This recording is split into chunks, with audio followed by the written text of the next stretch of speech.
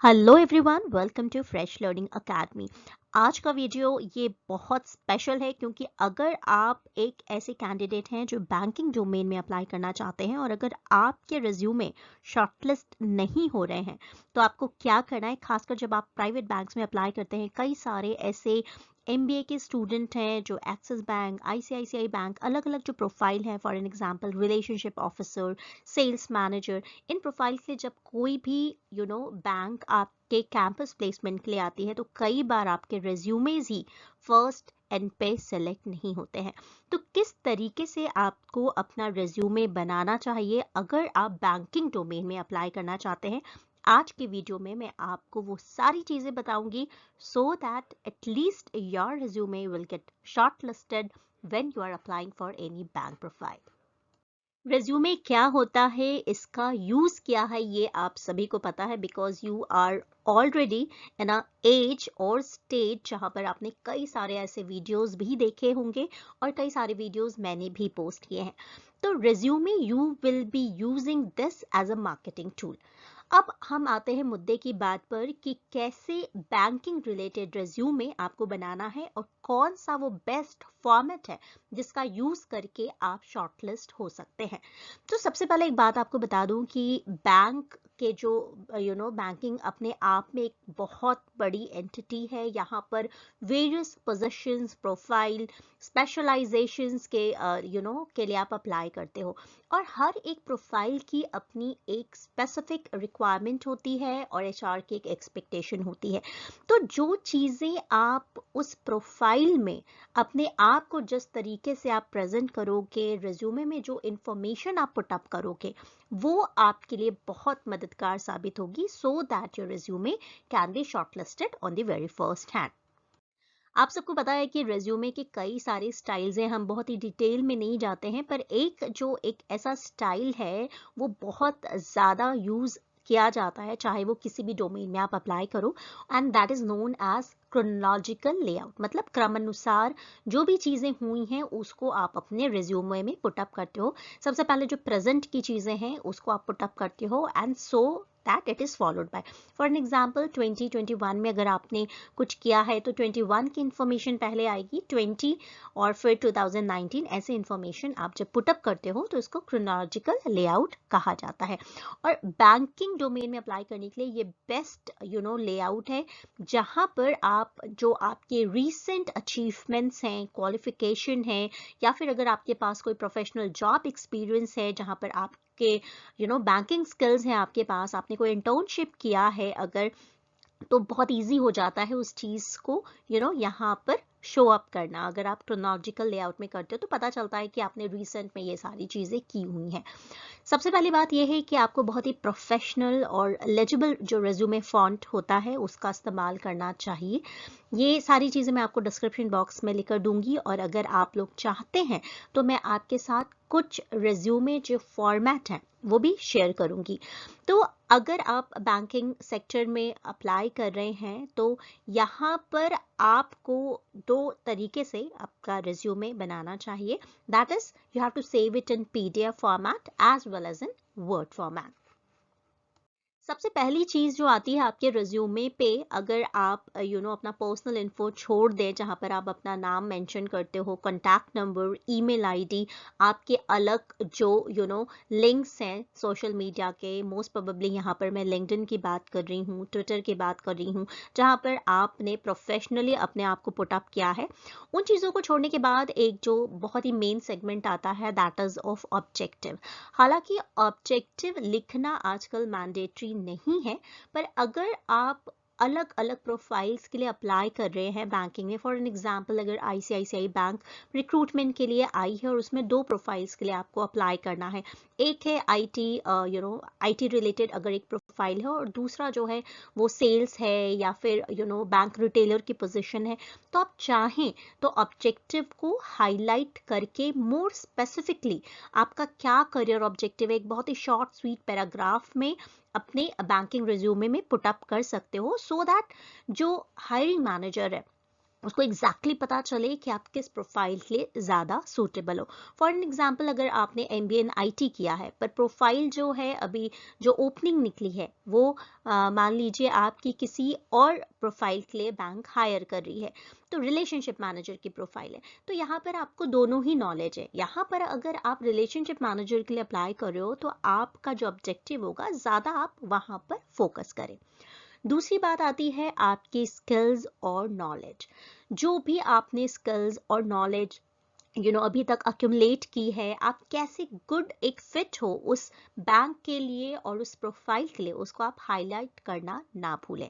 फिर जितने भी आपके रेलेवेंट ट्रांसफरेबल स्किल्स हैं, जितने भी आपके क्वांटिफाइबल अचीवमेंट्स हैं, ठीक है, अगर आपने रिसेंट में कोई ऐसे सर्टिफिकेशंस किए हैं या आप MS ऑफिस, एक्सेल, टैली, इन सब पे अगर आपने कुछ किया है, कंप्यूटर स्किल्स की मैं यहाँ पर बात कर रही हूँ, because these are required in any sector these days, और बैंकिंग में इसका बहुत ज़्यादा मेजर रोल होता है। 3 से 4 सेंटेंसेस में आप चाहें तो इस सेक्शन में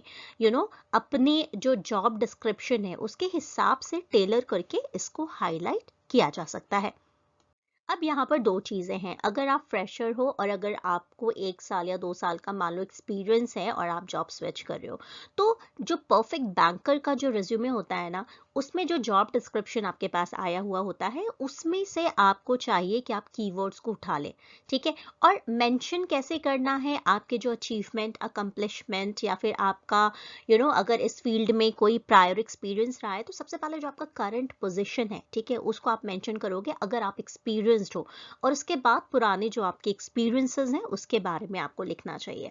और इतना उसको अच्छे से लिखना चाहिए कि आपका जो जॉब टाइटल है, किस बैंक में आप काम करते थे, डेट ऑफ एम्प्लॉयमेंट क्या था, ठीक है, not more than 6 bullet points, इतना होना चाहिए कि टेन्योर क्या था आपका, क्या प्रोफाइल था, और आपने किन चीज़ों पे काम किया है, थोड़ा बहुत आप उसको हाईलाइट कर सकते हैं, पर ऐसा नहीं कि पूरी आप कहानियां लिख दें, राइट।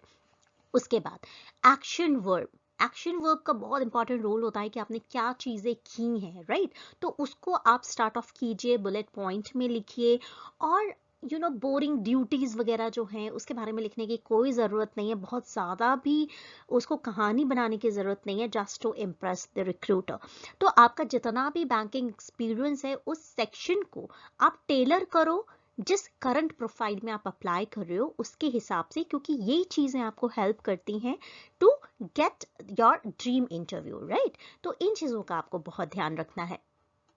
एक्सपीरियंस के बाद जो एक चीज बहुत ज्यादा हाईलाइट होती है, दैट इज योर एजुकेशन। तो आपका जो एजुकेशन है, आपका जो बैकग्राउंड है, वो क्वाइट क्रूशियल होता है बैंकिंग सेक्टर में, क्योंकि यहाँ पर सिर्फ आपका एक काम नहीं होगा कि आप एक लेदर चेयर पे जाकर बैठ जाओगे। कई बार मुझे कई सारे वीडियोस पे क्वेरीज आई हैं, खासकर ICICI बैंक का जो मैंने वीडियो पोस्ट किया था, कि क्या इसमें सिर्फ बैठने का काम होगा, क्या हमको सेल्स करना पड़ेगा, क्या टारगेट होगा। तो आप एक बात को समझ लीजिए, कोई भी प्रोफाइल हो बैंकिंग या किसी भी सेक्टर में, खासकर बैंकिंग में बात कर रही हूँ, 10 to 20% उसमें टारगेट, सेल या ट्रैवलिंग रहता है। तो इस चीज़ के लिए आपको माइंड मेकअप करना रहेगा, हमेशा ऐसा नहीं होगा कि आप कंप्यूटर स्क्रीन के सामने बैठे रहोगे।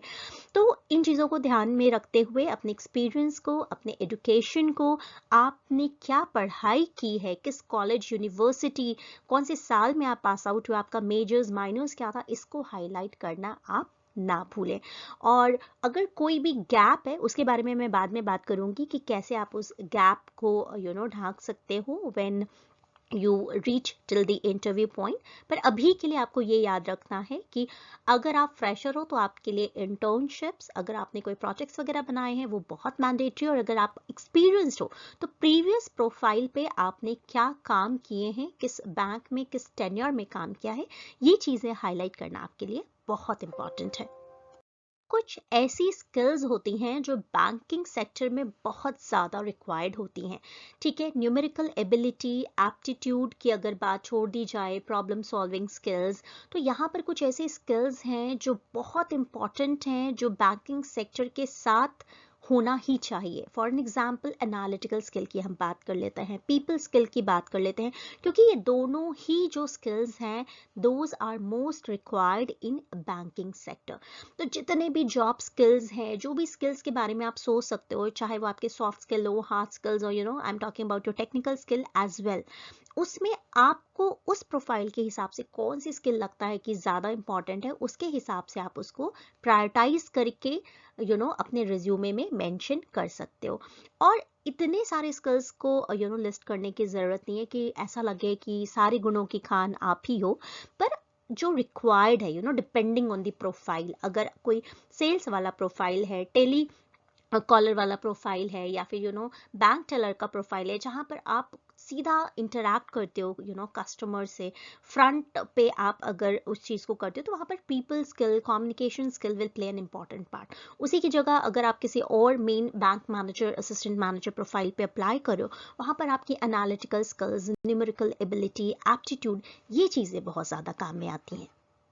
कुछ ऐसे कीवर्ड्स हैं या आप कह लो बैंकिंग स्किल्स हैं जो अगर आप अपने रिज्यूमे पे लिस्ट करते हो, अगर आप अप्लाई कर रहे हो बैंकिंग सेक्टर में, तो वो बहुत ज़्यादा हाईलाइट होती है। For an example, financial analysis, risk management, Microsoft office skills आपको आती है, कंप्यूटर स्किल्स में आप अच्छे हो, mutual and hedge funds, problem solving, debt and credit management, cash handling, due diligence, investment management, interpersonal skills, ये कुछ ऐसी स्किल्स हैं जिनको हाईलाइट करने से नो डाउट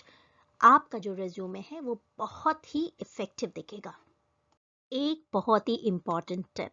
अगर आपको ये लगता है कि बैंकिंग में सिर्फ और सिर्फ मैथमेटिकल कैलकुलेशंस, फाइनेंशियल एनालिसिस, ये सारी चीज़ें आपको जॉब दिलाने में मदद करेंगी, तो ये बिल्कुल गलत है। जहाँ पर टेक बैंकिंग का इतना ज़्यादा आजकल रिक्वायरमेंट है, यहाँ पर रिलेशनशिप बैंकिंग में जो अलग अलग प्रोफाइल्स आती है, वहाँ पर आपकी सॉफ्ट स्किल्स बहुत ज़्यादा